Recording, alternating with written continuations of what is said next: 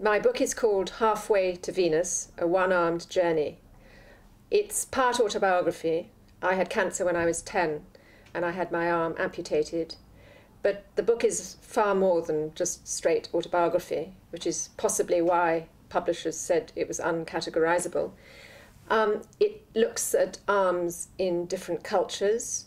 It looks at other people in history, Nelson, of course, being the prime example, who only had one arm. I also, when you start looking for people in fiction who've only got one arm, it's quite extraordinary how many there are, although I'm sure that most people would probably not even register that people in novels have one arm. There is, of course, Shakespeare's bloodiest play, Titus Andronicus. Arms and hands are cut off all over the place.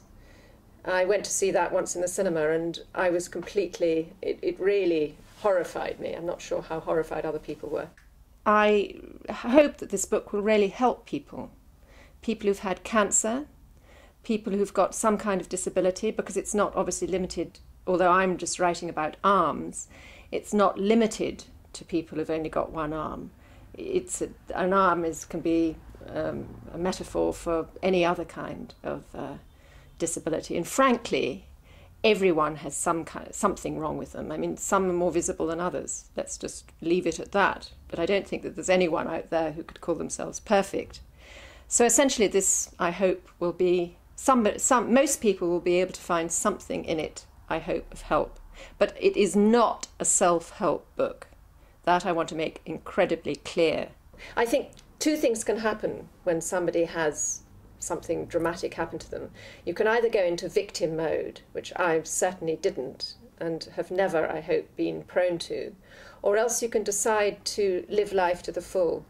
And I definitely took that approach in an unconscious way, actually. But I think if you've been near death, you do appreciate life much more.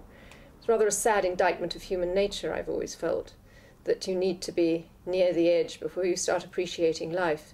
And maybe this book will help people to see that.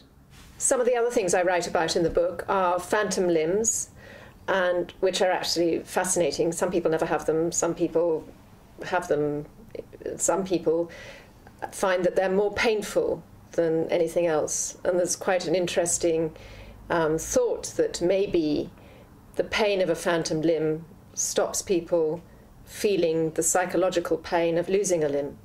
Anyway, I try and go into all of that.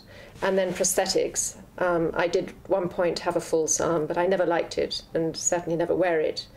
You've got just, I am who I am.